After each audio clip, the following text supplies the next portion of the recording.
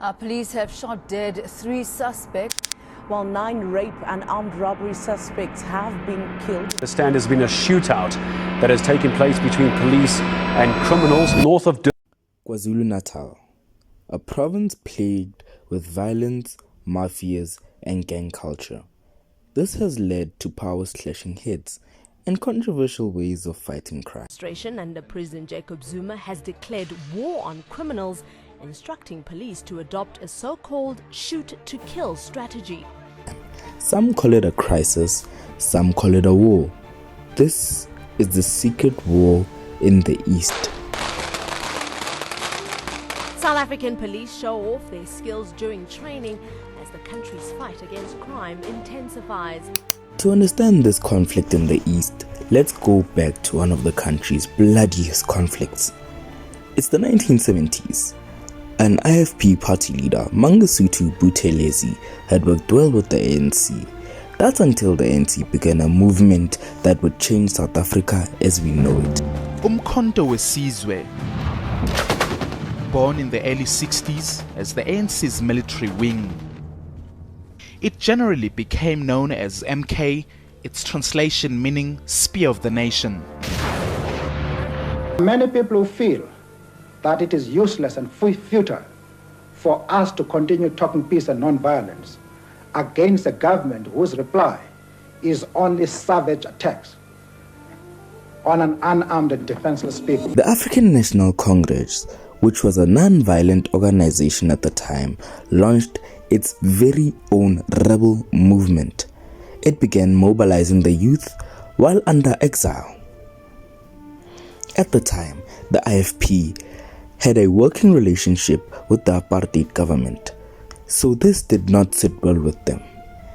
It is said in the 1980s the apartheid government began supplying the IFP with firearms from AK-47s to pistols, anything they needed to counter the newly formed forces of the African National Congress.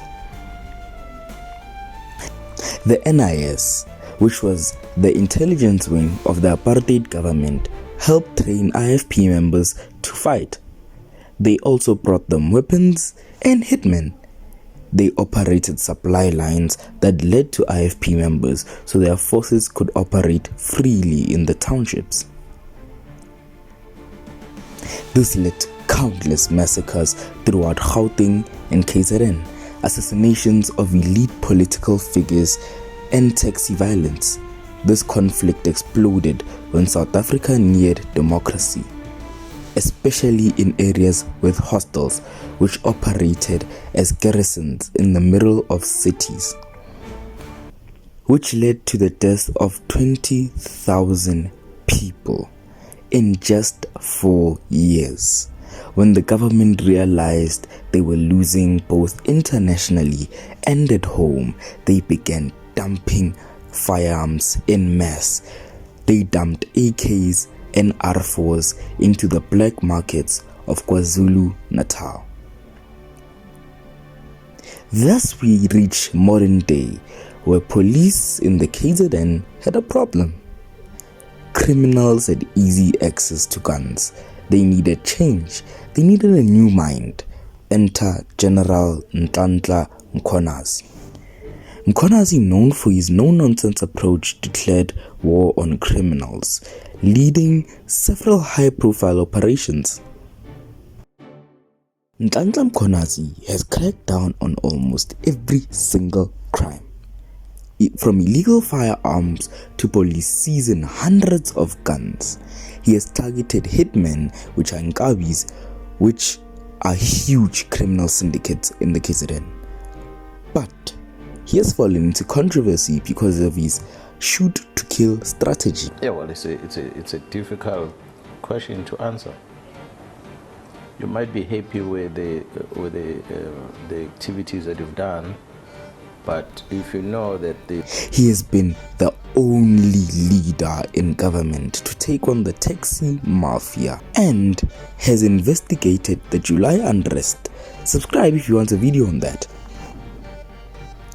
Mkhwanazi has made significant progress in fighting crime in the KZN.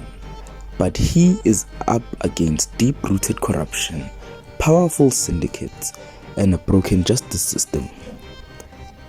His leadership has been one of the most aggressive in years, but the question remains, who is winning the war of the East?